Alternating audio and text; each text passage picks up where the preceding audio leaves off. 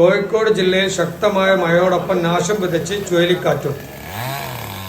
കോഴിക്കോട് വയനാട് ജില്ലയിലെ ശക്തമായ പേമാരിയെ തുടർന്ന് തിങ്കളാഴ്ച രാത്രി 11:30 പെരുമണ്ണ ഗ്രാമപഞ്ചായത്തിലെ 4, 13, 16 വാർഡുകളിൽ ഉണ്ടായ ചുഴലിക്കാറ്റിൽ പ്ലാവ്, തേക്ക് ഉൾപ്പെടെയുള്ള 100 കണക്കിന് മരങ്ങൾ കറങ്ങി വീഴുകയും 35ഓളം വീടുകൾക്ക് നാശനഷ്ടങ്ങൾ ഉണ്ടാവുകയും ചെയ്തു.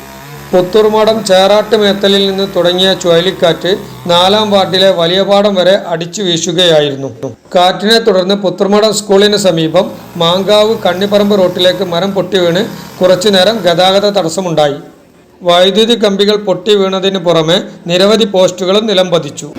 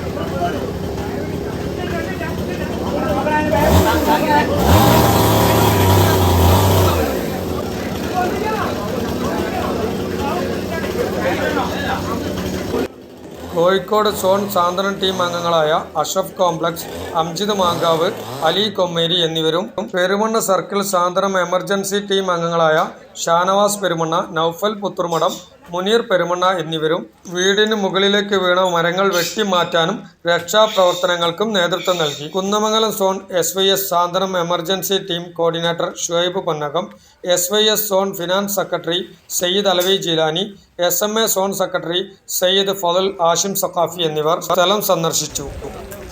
മറ്റ് സന്നദ്ധ സംഘടനകളും നാട്ടുകാരും സജീവമായി തന്നെ രക്ഷാപ്രവർത്തനത്തിന് കൂടെ തന്നെ ഉണ്ടായിരുന്നു.